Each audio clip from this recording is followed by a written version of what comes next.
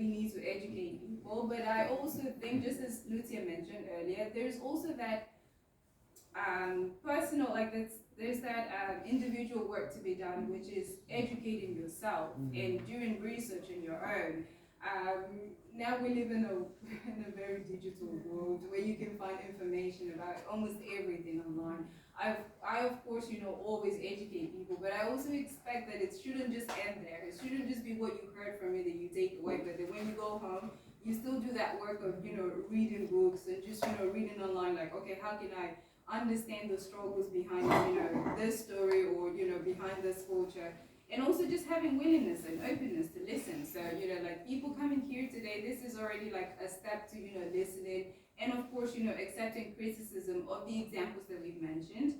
And I think it's very important to know your privilege and how that privilege results in contributions to the oppression of individuals. So, for example, I would, take an example from my personal life where I'm a mother to, so I'm a foster mother to a Roma child.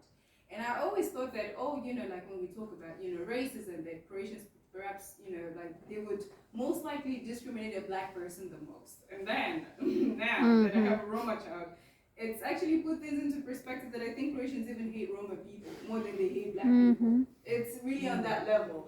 That I noticed that when I hold her in public, people, they ask me, is she a Roma child or a black person? And I'm thinking, what answer do you want me to give you? Like, if I change, what would change? Exactly. Yeah, and I noticed that usually when people associate that she's perhaps, my biological daughter in the sense that she's black, they treat her even nicer than if they assume immediately that she's a Roma child. So, for example, in her kindergarten, where her teachers know that she's a Roma child, sometimes they send letters to me and say, oh, she's not understanding anything because probably, she speaks Romski and that's why she can't understand anything. And I'm thinking, no, she's very young, like first, Secondly, if she's acting out or throwing tantrums, that has nothing to do with her, nationality. Like kids, throw tantrums in general.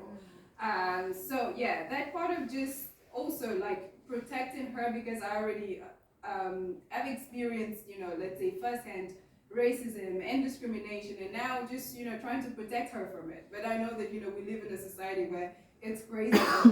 Really, like Croatians, they discriminate Roma people even more than black people, and I have to say it. And of course, I think it's very important that you ask that, let me just see what are those questions that I wrote down here. It's just more of not to be afraid to ask certain questions. So I've seen situations where, let's say, you don't understand the culture, or you don't understand why I always have braids, or you don't understand why someone is wearing something. Please don't be afraid to ask questions, but just make sure that you ask it politely.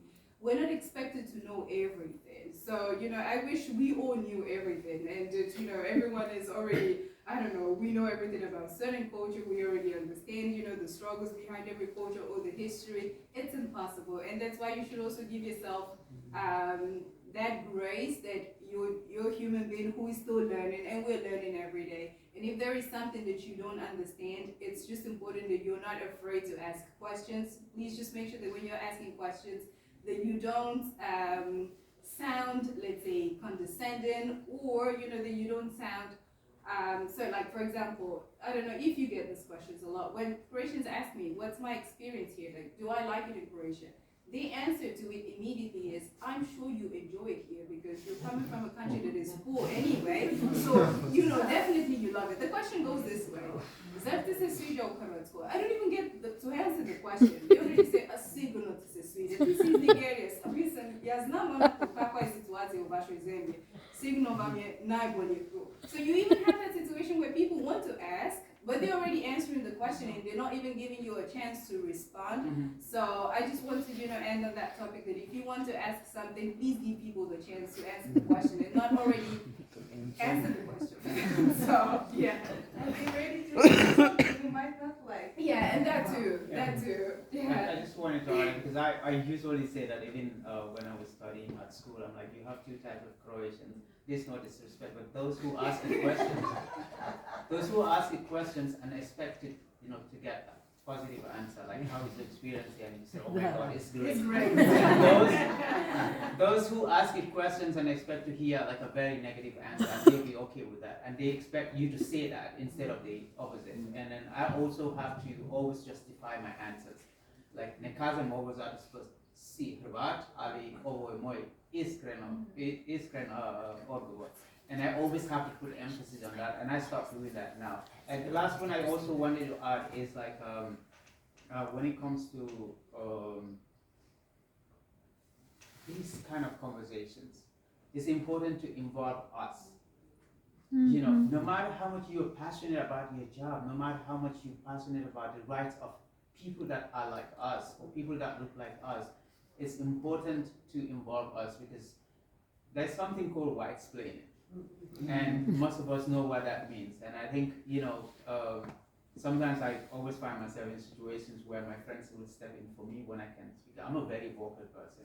And I don't like being spoken on behalf of, you know, and I find myself, even at the college, you know, and I find myself where somebody would probably intimidate me, where I use that, like, I'm gladly like, okay, this is a chance for me to educate somebody, but then somebody will just step up and explain why you can't do this, you know, when I can do it myself. So those kind of things, I don't know, most people probably are not even aware of that, but then those are important to give us an opportunity to express ourselves, because this is our lived experiences. No matter how much you understand it, whether you made the research or study it or that's your field, giving these people, us, the opportunity to express it ourselves, I think is also important. So we always have to have that at the back of our minds, you know, to, Well,